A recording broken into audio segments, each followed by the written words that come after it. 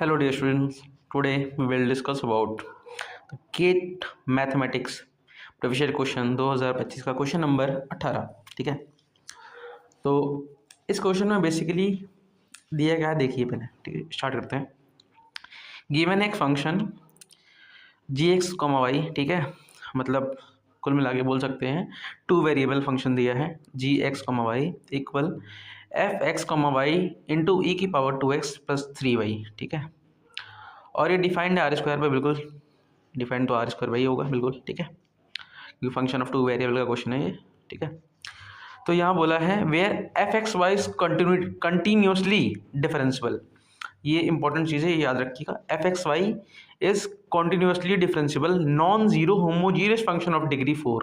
ठीक है, तो अगर ये function continuously differential non zero homogeneous function of degree 4 है, तो कुल मिला के ये आयलर इक्वेशन सेटिस्फाई करेगा। ठीक है ना, आयलर इक्वेशन हम सब जानते हैं क्या होती है। अगर कोई फंक्शन f है जो डिग्री n का है, होमोजीनियस फंक्शन है डिग्री n का, तो होती क्या है आयलर इक्वेशन, x इंटू डेबर x अपॉन डेबर f अपॉन डेबर x, कुल मिला के partial derivative of f with respect to x plus y into partial derivative of y with respect to x equal होता है n टाइम्स ऑफ f। ठीक है, ये होती है आयलर इक्वेशन। आप चाहें तो मैं इसका आपको सब प्रोवाइड करा दूंगा, इसके ऊपर आपको लेक्चर बेसिक पूरा। ठीक है, कमेंट कर दीजिएगा जैसा हो।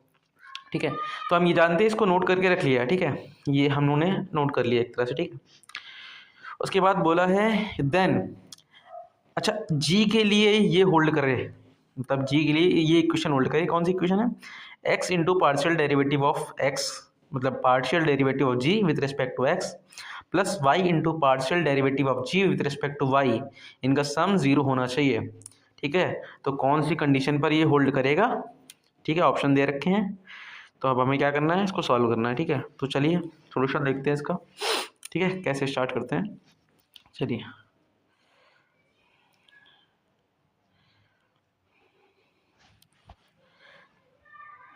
हाँ, तो देखिए स्टूडेंट्स, क्वेश्चन में हमें गिवन था कि एफ, जो हमने बोला था, मैं मैं आपको बोला था मैंने कि मैंने नोट करके दे लिया। ठीक है, तो इसका मतलब क्या है, देखिए क्वेश्चन में गिवन है कि f x comma y continuously differential है। ठीक है, एफ एक्स कॉमा वाई जो है कॉन्टिन्यूसली डिफरेंशियल फंक्शन है और होमोजीनियस है डिग्री 4 का, तो ये आयलर इक्वेशन होती है, ये सेटिस्फाई करेगा।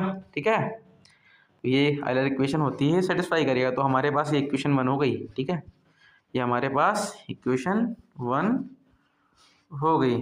ठीक है, ये इक्वेशन 1 हो गई। ठीक है, अब देखिए जी दे रखा है। ठीक है, अब देखो इस इक्वेशन सेटिस्फाई कराने के लिए हमें क्या क्या निकालना है, हमें जी का पार्शियल डेरिवेटिव निकालना है विद रिस्पेक्ट टू एक्स और जी का पार्शियल डेरिवेटिव निकालना है विद रिस्पेक्ट टू वाई। ठीक है, तो देखिए हमने क्या किया, हमने सिंपल स्टार्ट किया, जी को लिया, इसका पार्शियल डेरिवेटिव निकाला विद रिस्पेक्ट टू एक्स। ठीक है, विद रिस्पेक्ट टू एक्स निकाला, तो सिंपल है। अगर एफ का पहले मतलब एफ का करेंगे और ई को छोड़ेंगे, मतलब बाय पार्ट कर लेंगे या फर्स्ट फंक्शन सेकंड फंक्शन से करेंगे, तो एफ का डेरिवेटिव हो जाएगा डेबर एफ अपॉन डेबर एक्स, यानी पार्शियल डेरिवेटिव ऑफ एक्स का होगा। ठीक है, इंटू ई की power 2x plus 3y plus second function करेंगे तो एफ एक्स वाई का नहीं करेंगे, तो ई की पावर 2x प्लस 3y का करेंगे तो आएगा ई की पावर 2x प्लस 3y, फिर 2x प्लस 3y का एक्स रिस्पेक्ट में करेंगे तो 2 आ जाएगा। ठीक है, तो ये कुल मिला के पहला हमारे पास आ गया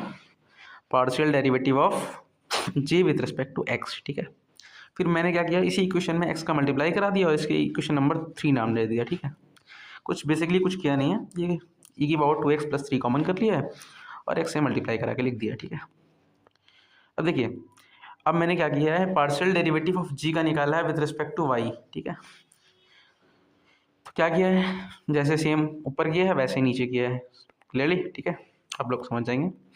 फिर मैंने क्या किया है, इस इक्वेशन में y का मल्टीप्लाई करा के यहाँ लिख दिया है, इसे नाम दिया है इक्वेशन नंबर 4। ठीक है, ये इक्वेशन नंबर 2 है और ये जो है इक्वेशन नंबर 2 है। ठीक है, और फर्स्ट तो मैंने आपको बता ही दी थी।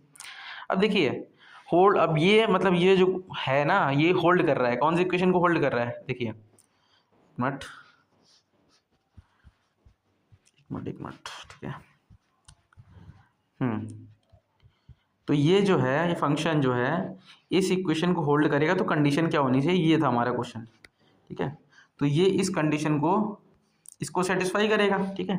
इसको सेटिस्फाई अगर करेगा तो जाहिर सी बात है, अगर मैं यहाँ से इसकी वैल्यू इक्वेशन थर्ड से एंड इक्वेशन फोर्थ से इसकी वैल्यू उठा के इक्वेशन थर्ड में रख दूँ, ये सेटिस्फाई करना चाहिए, सही है ना। सेटिस्फाई करना चाहिए, मैंने लिखा है सिंपली 3+4 से उठा के, ऐसे समझ लीजिए 3+4 को मैंने प्लस किया है, ठीक है। तो आया ये है, बेसिकली ये 0 होना चाहिए। ये 0 होने के लिए कंडीशन क्या हो जाएगी, देखिए सब कुछ आप समझ जाएंगे इजीली, खुद से करके समझ लीजिएगा एक बार, क्योंकि प्रैक्टिस ज़रूरी है, ठीक है।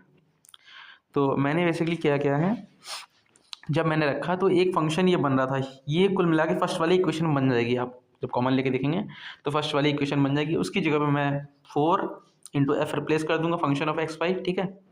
उसके बाद जब मैं कॉमन कर लूँगा तो ये फाइनल रिजल्ट मेरे पास आएगा, ठीक है। अब देखिए क्वेश्चन में जो गिवन था वो गिवन था f x y non zero है, क्या बोला है, नॉन जीरो है। तो एफ एक्स वाई जीरो नहीं है और ई की पावर 2x + 3y जीरो होगा नहीं, ठीक है। तो बचा कौन जीरो होने के लिए, 4 + 2x + 3y, यानी 2x + 3y + 4 = 0, ठीक है। यही जीरो हो सकता है।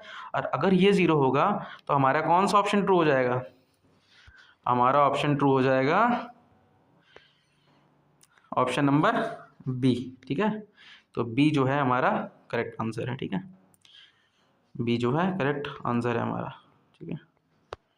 Okay soon, thank you.